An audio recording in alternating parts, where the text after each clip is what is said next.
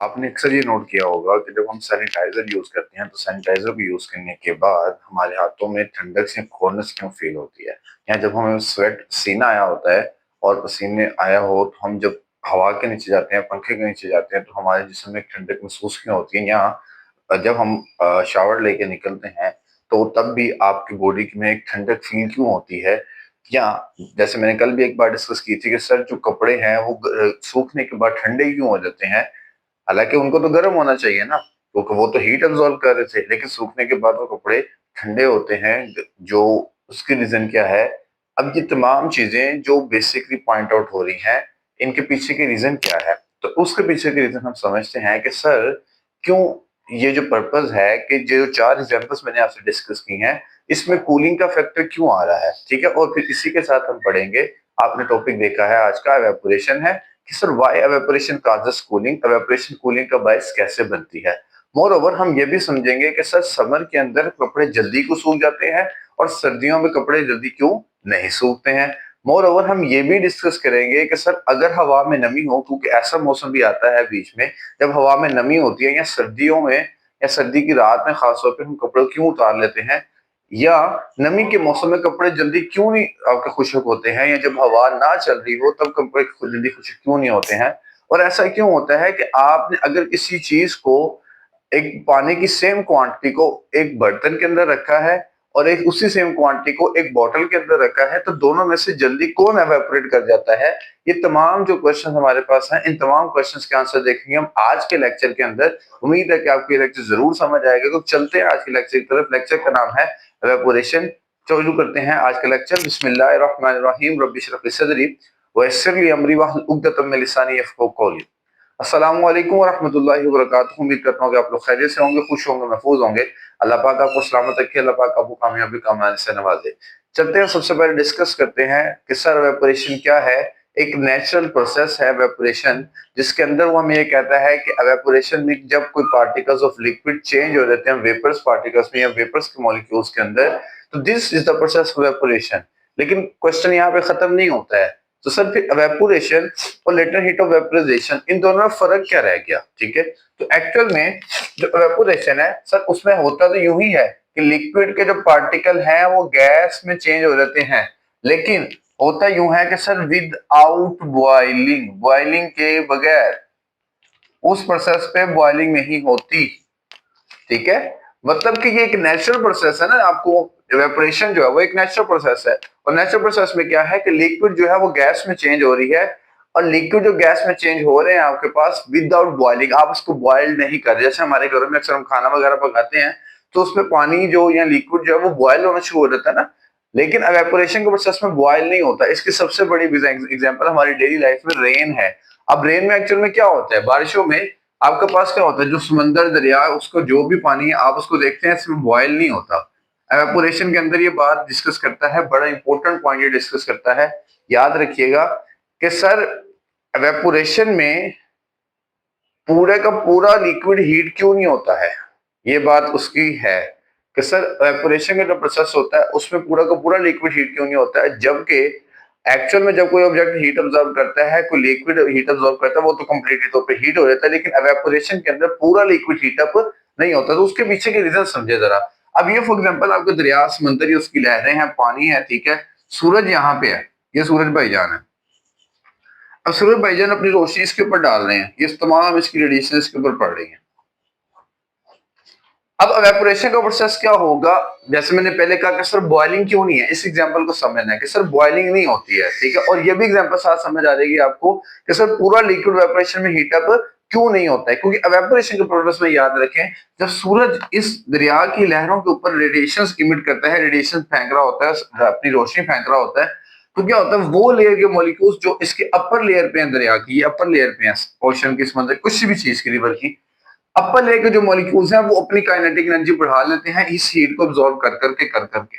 अब यहाँ पे जो मॉलिक्यूल्स ऑफ वाटर होंगे उनकी काइनेटिक एनर्जी जाएगी बढ़। अब जब काइनेटिक एनर्जी बढ़ जाएगी तो ये मॉलिक्यूल्स क्या करेंगे, एस्केप आउट कर देंगे, वेपोराइज हो जाएंगे, वेपोरेशन का पर्पस हो जाएगा, ऊपर जाकर क्लाउड बना लेंगे, ठीक है। तो फिर क्या होता है, फिर ये वाली लेयर खत्म हुई, फिर ये वाली लेयर की बारी, फिर ये वाली लेयर की बारी, फिर ये वाली लेयर की बारी।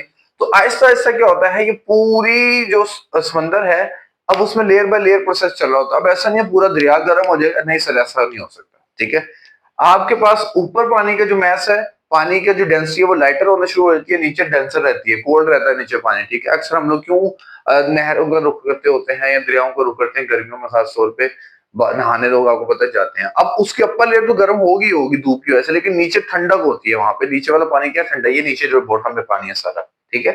तो अपर लेयर्स के मॉलिक्यूल्स, वो मॉलिक्यूल जिनकी काइनेटिक एनर्जी पहले ही हाई थे, वो स्केप आउट होना चाह रहे थे। वो क्या होता है, सूरज की रोशनी मिलते साथ ही अपने आप को ट्रेवल करते हैं और ऊपर जाके क्लाउड बना लेते हैं हम, ठीक है। तो इस तरह वेपोरेशन का जो प्रोसेस है एक्चुअल में वो कंप्लीट कूलिंग का बायस नहीं, कंप्लीट हीटिंग का बायस नहीं बनता, बल्कि वो लेयर बाय लेयर प्रोसेस चलता जाता है। तो इसलिए ये जो प्रोसेस है इसमें आप देख रहे हैं कि सर कंप्लीट हीटिंग नहीं हो रही है, ठीक है। तो हीटिंग क्या हो रही है, हमारे पास जस्ट वो लेयर्स हीट हो रही है जिनके ऊपर फर्स्ट रेडिएशंस जो है वो सूरज की पड़ रही होती है, सूरज की रोशनी पहले पड़ रही होती है, ठीक है। तो ये इस तरह वेपोरेशन का पर्पस होता है। तो हम इसलिए कहते हैं कि सर एक ऐसा पर्पस जिसमें लिक्विड का गैस में चेंज हो जाना विदाउट बॉइलिंग। अब आपने कभी देखा है क्या दरिया का पानी समुद्र का पानी बॉइल कर रहा हो, नहीं होता। ये एक नेचुरल प्रोसेस है वेपोरेशन। इसी तरह आपके हाथ में ये पानी गिर गया, ये फर्श पे पानी गिर गया थोड़ा सा आपसे, थोड़ी देर बाद क्या होता है वो पानी खुश्क हो जाता है। अब वो पानी खुश्क कैसे हो गया सर, एक्चुअल में उसमें बहुत सारे फैक्टर्स भी डिपेंड हुए, लेकिन पानी इस तरह खुश्क हो गया कि सर वो बॉयल तो नहीं ना हुआ, वो हवा के जरिए से, सूरज की रोशनी के जरिए से उसके वेपर जो है वो एवेपोरेट हो गए, कुछ जमीन ने अब्सॉर्ब कर लिया पानी। तो ये एक्चुअल में फैक्टर होता है एवेपोरेशन का जो कांसेप्ट है कि सर एवेपोरेशन में जो लिक्विड है वो गैस में चेंज तो होता है लेकिन विदाउट बॉइलिंग, बॉइलिंग स्टेट पे नहीं जाता, वो उससे पहले ही इवेपोरेशन होना उसकी स्टार्ट हो जाती है, ठीक है। तो यहाँ पे हम लिक्विड टू गैस का कॉन्सेप्ट समझ रहे थे इवेपोरेशन का। अब इवेपोरेशन जो है वो डिफरेंट फैक्टर्स पे डिपेंड करती है। मैंने स्टार्टिंग में आपसे कुछ चीजें डिस्कस की, ठीक है, कि सर ऐसा क्यों है कि गर्मी के अंदर कपड़े जल्दी सूख जाते हैं, सर्दियों में जल्दी नहीं सूखते। इसका क्वेश्चन आंसर भी आपको पता होगा। मैंने आपसे कहा कि हवा में जब नमी होती है, हवा में नमी हो तो फिर सर जो कपड़े हैं वो जल्दी नहीं सूखते हैं। सर्दियों में रात के टाइम हम कपड़े उतार लेते हैं क्योंकि नमी चल रही होती है, बरसात के मौसम में आगे। अब ये तमाम जो है ये सब फैक्टर्स डिपेंड करते हैं, ठीक है। अब सबसे पहला पॉइंट जो मैंने आपसे कहा था कि सर समर और विंटर में क्या फर्क है, समर में कपड़े जल्दी क्यों सूख जाते हैं और विंटर में कपड़े जल्दी क्यों नहीं सूखते, उसके पीछे की सबसे पहले पीछे की रीजन क्या है, टेम्परेचर सर। टेम्परेचर, आपका टेम्परेचर समर में राइज होता है, अप होता है, एवेपोरेशन का प्रोसेस बढ़ता जाएगा। टेम्परेचर सर्दियों में ठंडा होता है, एवेपोरेशन का प्रोसेस कम होता जाएगा। तो sir evaporation is directly proportional to temperature. फिर इसके बाद सेकंड पॉइंट देख लेते हैं, कोई भी factor. Late consider surface area की बात मैंने आपसे की थी कि सर एक अगर बॉटल में पानी ले लिया मैंने सेम मैस का और एक खुले बर्तन में पानी ले लिया सेम मैस का, अब इस दोनों के अंदर क्या रीजन आ रहा है, क्या कॉन्सेप्ट आ रहा है। ये फॉर एग्जांपल बॉटल है आपके पास जिसके अंदर पानी फिल्ड है, ये फॉर एग्जांपल आपके पास पैन है जिसके अंदर पानी रखा मैंने। अब मुझे ये बताएं दोनों में से किस एरिया में से पानी जल्दी इवेपोरेट कर जाएगा। तो श्योरली तौर पे आप कहेंगे सर ये वाला एरिया से जल्दी कर जाएगा क्योंकि that is a greater area, that is a smaller area. तो जो एवेपोरेशन है उसका सेकंड फैक्टर आता है सरफेस एरिया, क्योंकि एवेपोरेशन जो है वो सर डिपेंड करती है सरफेस एरिया के ऊपर। तो evaporation is directly proportional to area. Area बढ़ता जाएगा तो आपके पास एवेपोरेशन जो है वो बढ़ती जाएगी। फिर इसके बाद आता है कि सर देखें जब हवा तेज चल रही होती है तो कपड़े जल्दी सूख जाते हैं, गर्मियों में भी खासतौर पर प्रोसेस होता है। सर्दियों में भी अगर आपके पास हवा चल रही है लेकिन हवा में नमी होती है उसमें कम थोड़ी सी। लेकिन अगर गर्मियों की बात करें तो गर्मियों में कपड़ा जल्दी सूखने का रीजन सबसे बड़ा ये है, ये हमारा फर्श कोई भी चीज हम वॉश करते हैं उसकी जल्दी सूखने का रीजन क्या होता है कि सर हवा का मिकदार, विंड, हवा जो है थर्ड फैक्टर जो हमारे पास है डिपेंड करता है वो विंड है, हवा, ठीक है। हवा तेज होगी आपको पता है वेपरेशन प्रोसेस तेज हो जाएगा, हवा कम होगी, हवा नहीं चल रही होगी, कपड़े नहीं जल्दी सूखेंगे क्योंकि हवा क्या करती है, हवा आपके कपड़ों में से मॉलिक्यूल्स निकाल लेती है, वाटर के मॉलिक्यूल्स, ऐसे वाटर के मॉलिक्यूल्स जिनकी काइनेटिक एनर्जी पहले से हाई होती है और वो बाइक को एस्केप करना चाह रहे होते हैं। तो हवा क्या करती है तेज स्पीड से आके उन मॉलिक्यूल्स को हमारे कपड़ों में से निकाल के अपने साथ ले जाती है, क्योंकि हवा जो मॉलिक्यूल्स ऑफ वाटर हैं वो लाइटर हो चुके होते हैं, हवा का मिकदार तेज है तो वो उन कपड़ों हमारे कपड़ों में से उसको निकाल के स्केप आउट कर जाती है। इस तरह हमारे कपड़े क्या हो जाते हैं, सूख भी जाते हैं। तो wind is also directly proportional to area. Area बढ़ाने से विंड बढ़ जाएगी, एरिया कम करने से विंड कम, ओ सॉरी एरिया कह रहा हूँ, wind is also proportional to evaporation process. Evaporation का प्रोसेस बढ़ जाएगा अगर हवा बढ़ जाएगी, एवेपोरेशन का प्रोसेस कम हो जाएगा अगर हवा कम हो जाएगी। फिर मैंने आपसे डिस्कस किया था एक चौथा फैक्टर ह्यूमिडिटी के लिहाज से, जो मैं बार बार इसको एक्सप्लेन कर रहा हूँ कि सर ह्यूमिडिटी जो है, नमी जो है, ह्यूमिडिटी। अब ह्यूमिडिटी में क्या होता है, नमी में क्या होता है कि सर पानी जो हवा के मॉलिक्यूल्स होते हैं उसके अंदर होता है ऑटोमेटिक के तौर पे पानी के मॉलिक्यूल्स ज्यादा होते हैं, मतलब उसमें नमी होती है, पानी की मिकदार ज्यादा होती है हवा के मॉलिक्यूल्स में, ठीक है। हार्ड तो उसमें क्या होता है कि जब पानी नमी होगा, ह्यूमिडिटी ज्यादा होगी, तो कपड़े क्या होंगे, वो सूखेंगे नहीं जल्दी, ठीक है, क्योंकि एक तो चीज पहले ही गीली या वेट है, ऊपर से नमी जब होगी, हवा के अंदर नमी होगी या आपके एटमॉस्फेयर में नमी होगी, तो वो फिर उसको वो इन्वायरमेंट नहीं मिलेगा, वो एयर नहीं मिलेगी उसको फ्रेश, ठीक है। यहाँ उसको उस तरह का टेम्परेचर नहीं मिलेगा, क्योंकि पहले से उसके अंदर पानी के मॉलिक्यूल्स हैं और कपड़ों में पानी के मॉलिक्यूल्स हैं, तो नमी के अंदर क्या होगा, ये प्रोसेस इनवर्स हो जाएगा। तो sir humidity will be inversely proportional to evaporation, जितनी ह्यूमिडिटी नमी ज्यादा होगी, एवेपोरेशन का प्रोसेस कम हो जाएगा, और जितनी ह्यूमिडिटी कम होगी, कम से कम होगी, एवेपोरेशन का प्रोसेस बढ़ता जाएगा। तो ये बहुत सारे रीजन एवेपोरेशन किसके पीछे आती है, ये हमने चार चीजें डिस्कस कर ली हैं। फिर एवेपोरेशन में एक पॉइंट ये भी आता है, जैसे मैंने आपसे शुरू में बात की बेटे सैनिटाइजर की। अब मैंने सैनिटाइजर की बात आपसे क्यों की, अब सैनिटाइजर में, सैनिटाइजर आप लगाएंगे, आप देखेंगे कि सर आपके हाथ से जल्दी से वो खुश्क हो गया, बल्कि लेकिन एज कम्पेयर टू अगर पानी से मैं हाथ धो के आता हूँ, तो सर इतनी जल्दी पानी से हाथ धोए वो खुश्क नहीं होते, जितनी जल्दी सैनिटाइजर में यूज करो तो खुश्क हो जाता है। अब दोनों के पीछे रीजन क्या है, सर दोनों के पीछे रीजन है मटेरियल की। वाटर और सैनिटाइजर जो है, सैनिटाइजर के अंदर यूज हो रहा है ईथर अल्कोहल, वाटर एक अपनी डेंसिटी रखता है, तो सर जो मटेरियल है, मटेरियल मटेरियल भी डिपेंड करता है कि आपकी एवेपोरेशन का प्रोसेस क्या होगा। अगर तो पानी है, ठीक है, तो पानी आपको पता है उसकी स्पेसिफिक कैपेसिटी 4200 जूल पर किलोग्राम है। अल्कोहल की लेस है, ईथर की लेस है, सैनिटाइजर में जो यूज होता है। ये भी छोड़ें, अगर हम अपनी दोनों तेलियों में एक में पेट्रोल रख लें और एक में हम क्या कर लें, क्या कहते हैं इसे, पानी रख लें, तो दोनों में से जल्दी खुश्क कौन सा होगा, हालांकि दोनों का सेम है सर, हम कहेंगे सर श्योरली तौर पे अल्कोहल जल्दी आपके पास हो जाएगी। रीजन क्या है सर, मटेरियल का डिफरेंस है, ठीक है। उसके मॉलिक्यूल्स लाइटर होते हैं, लाइटर मॉलिक्यूल्स क्या होंगे, हल्की सी हवा या हल्के से टेम्परेचर पे क्या होंगे, अपने आप को एवापोरेट कर जाएंगे। पानी के मॉलिक्यूल्स होते हैं डेंसर जरा, क्योंकि इसकी डेंसिटी ज्यादा है अल्कोहल से। तो दैट्स व्हाई द रीजन जो है, मटेरियल डिपेंड करते हैं, और मटेरियल किस चीज पर डिपेंड करते हैं, मेनली तौर पर डेंसिटीज के ऊपर। ये पांच फैक्टर्स तो हमने डिस्कस कर लिए, इसके अलावा फैक्टर कौन सा बन सकता है या कौन सा होता है, एक लास्ट फैक्टर हमारी समझ में आता है जो उसने हमें बताया है, क्योंकि ये फैक्टर्स तो हम लोग 8, 7, 6, 9 में कहीं पे इवेपोरेशन या केमिस्ट्री के अंदर आप ये टॉपिक पढ़ के आए हुए हैं इवेपोरेशन का। एक लास्ट फैक्टर आता है सर प्रेशर का। अब ये कौन सा प्रेशर है, प्रेशर कुकर थोड़ी है ये sir, that is atmospheric pressure, that is known as ATM, जो आपने 9 क्लास के अंदर पढ़ा था। एटमॉस्फेरिक प्रेशर भी सर बहुत डिपेंड करता है इवेपोरेशन के फैक्टर्स पे। अब इसकी मिसाल में कुछ आपको इस तरह दूंगा कि सर एक चीज ऊपर को उठ रही है, ठीक है, एक चीज ऊपर को आ रही है, अप जा रही है, लेकिन अगर अप पे फोर्स में ज्यादा लगा दूंगा, उस पे फोर्स उस पे ज्यादा रखूंगा, तो क्या वो बॉडी अप जा सकेगी। मैं कहता हूँ फॉर एग्जांपल कोई आपके पास बैलून इस तरह ऊपर जा रहा है, अगर मैं उस पर फोर्स लगाता रहूंगा तो वो बैलून ऊपर नहीं जा सकेगा। सेम इसी तरह, अब जैसे ये देखें, ये आपके पास इवेपोरेशन में मॉलिक्यूल्स थे, ठीक है, अब ये जो मॉलिक्यूल्स हैं ये अप जा रहे हैं, यहां से मॉलिक्यूल्स क्या है, अप जा रहे हैं ये, ठीक है। ये जितने मॉलिक्यूल्स हैं आपके पास, हाँ ठीक है, नजर आ रहा है यहाँ पे भी, ये जितने मॉलिक्यूल्स हैं ये जा रहे हैं अपवर्ड डायरेक्शन में, अपवर्ड डायरेक्शन में। चलो उसको इधर से कर लेते हैं, सरफेस से ये मॉलिक्यूल्स इवेपोरेट होकर ऊपर जा रहे हैं ऐसे। अब ये अप जा रहे हैं, लेकिन इनके ऊपर आपको पता है हमारे एटमॉस्फेयर पे एटमॉस्फेरिक प्रेशर एक्ट करता है। एटमॉस्फेरिक प्रेशर को सर डिफाइन बताइए कि sir pressure that is acting on earth and everything on earth. अभी जितने भी हवा के पास लिक्विड से गैस में चेंज हुए मॉलिक्यूल्स हैं, उनके ऊपर क्या होगा, ये एटमॉस्फेरिक प्रेशर अप्लाई हो रहा होगा।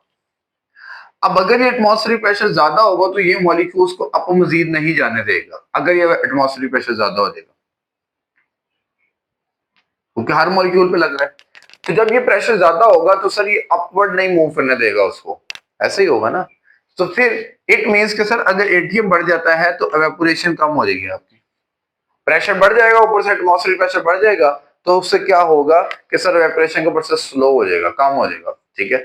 और अगर ये एटमॉस्फेरिक प्रेशर मॉडरेट रहता है, कम रहता है, नॉर्मल डेज की तरह रहता है, तो फिर क्या होगा सर, ये एटमॉस्फेरिक प्रेशर को कम होने से ये एवेपोरेशन का फैक्टर बढ़ जाएगा, तो ये आपके पास वाइस वर्सा रिलेशन है। अब ये तो थे एवेपोरेशन और एवेपोरेशन के ऊपर डिपेंड करने वाले फैक्टर्स। लॉन्ग क्वेश्चन के तौर पे आपने इसको अटेम्प्ट करना है। कैसे अटेम्प्ट करना है? पहले एवेपोरेशन की डिफाइन लिखेंगे, एवेपोरेशन की डिफाइन लिखने के बाद एग्जांपल के तौर पे बताएंगे, जैसे मैंने आपको बताया स्वेटिंग है, एथाइल अल्कोहल वगैरह का पॉइंट मैंने आपको बताया, ठीक है। तो वेट क्लॉज का पॉइंट बताया मैंने, ये आप एग्जांपल के तौर पे इसको मेंशन करेंगे, फिर आप बताएंगे कि sir number of factors depend करते हैं। नंबर ऑफ फैक्टर्स में आप इसको डिस्कस करेंगे कि सर ये आपके पास 6 फैक्टर्स हैं, इन 6 फैक्टर्स को डिस्कस करेंगे। इसके बाद इस क्वेश्चन में, इस चैप्टर के अंदर सबसे मोस्ट इंपोर्टेंट क्वेश्चन इस टॉपिक से बनता होता है, एंड वो क्वेश्चन होता है व्हाई evaporation causes cooling। कि सर evaporation कूलिंग का बाइस कैसे बनती है? Why evaporation causes cooling? जो मैंने आपसे स्टार्टिंग में पॉइंट कहा था कि सर हमें पसीना आया होता है और हम पंखे के नीचे, हवा के नीचे जाते हैं तो हमें ठंडक फील होती है। उसके पीछे की रीजन क्या है? या सैनिटाइजर यूज करते हैं तो हमें ठंडक फील क्यों होती है? अब एक्चुअल में होता ही है, ये बात समझिएगा, बड़ा इंपॉर्टेंट पॉइंट है। वाई evaporation causes cooling में सर evaporation कूलिंग का बाइस कैसे बनती है? अब इसमें याद रखें evaporation कूलिंग का बाइस कैसे बनती है। किसी भी सरफेस के ऊपर जब evaporation का प्रोसेस होता है, किसी भी सरफेस पे, फॉर एग्जाम्पल मेरे पास ये सरफेस थी, यहाँ पे कुछ मॉलिक्यूल्स थे वाटर के, ठीक है। अब ऐसे डेंसली पैक तो नहीं होते हैं, ये इस डायरेक्शन में होते हैं, मतलब इस तरह ये पानी के मॉलिक्यूल्स हैं, ठीक है। ये आंसर हम पढ़ने जा रहे हैं कि sir why evaporation causes cooling। अब evaporation कूलिंग का जो बायस बनती है उसके पीछे की सिंपल रीजन क्या, सिंपल 2 वर्ड्स के अंदर मैं बताऊंगा आपको। होता क्या है सर, evaporation कूलिंग का बायस कैसे बनती है? होता ये है कि सर जो भी लेयर ऑफ लिक्विड होती है, उस लेयर ऑफ लिक्विड में कुछ पार्टिकल्स होते हैं जो हॉट पार्टिकल्स होते हैं, जिनकी काइनेटिक एनर्जी बहुत ज्यादा होती है, और कुछ पार्टिकल्स होते हैं जो कि कोल्ड पार्टिकल्स होते हैं, कोल्ड मॉलिक्यूल्स होते हैं, जिनकी काइनेटिक एनर्जी बहुत लो होती है, काइनेटिक एनर्जी लो होती है। यहाँ पे इनकी काइनेटिक एनर्जी ज्यादा होती है। एक ही लिक्विड में, ये बात याद रखिएगा, हो सकता है, पॉसिबल होता है कि वो मॉलिक्यूल्स, कुछ मॉलिक्यूल्स होते हैं जिनकी, जो हॉट मॉलिक्यूल्स होते हैं जिनकी काइनेटिक एनर्जी ज्यादा होती है, कुछ होते हैं कोल्ड मॉलिक्यूल्स जिनकी काइनेटिक एनर्जी कम होती है। अब होता है क्या कि जब इवेपोरेशन का प्रोसेस होता है, हवा चलती है, कुछ भी होता है, तो इवेपोरेशन क्या करती है, उन हॉट मॉलिक्यूल्स को अपने साथ ले जाती है। अब हॉट मॉलिक्यूल जब चले गए तो पीछे क्या रह गए, कोल्ड मॉलिक्यूल, तो जाहिर सी बात है ठंडक ही होनी है ना। तो that was the reason evaporation cause cooling. Evaporation cooling का बायस बनती है कि सर जब किसी सरफेस से वो टेक अवे कर लेता है हीट। एक्चुअल में एवेपोरेशन एक एवेपोरेशन का जो सिंपल है वन लाइनर मीन अनदर बनता है ना, वो ये बनता है कि सर एवेपोरेशन क्या है, वो किसी ऑब्जेक्ट में, किसी लिक्विड में से खास तौर पे हीट को टेक अवे करने का नाम है, ठीक है। इसी तरह आगे हम रेफ्रिजरेटर वाला क्वेश्चन भी समझाएगा। तो हीट को टेक अवे करने का नाम है एवेपोरेशन। तो यहां से भी क्या करता है, जितने हॉट मॉलिक्यूल्स होते हैं उनको उठा लेता है और कोल्डर मॉलिक्यूल्स को पीछे रहने देता है। इसलिए एवेपोरेशन सर कूलिंग का बायस बनती है। यह बस इंपॉर्टेंट क्वेश्चन आपके पास आ सकता है। उम्मीद है कि आपको ये समझ आया होगा। समझ आया तो आगे आप समझ जाना क्या करना है। फी अमान अल्लाह।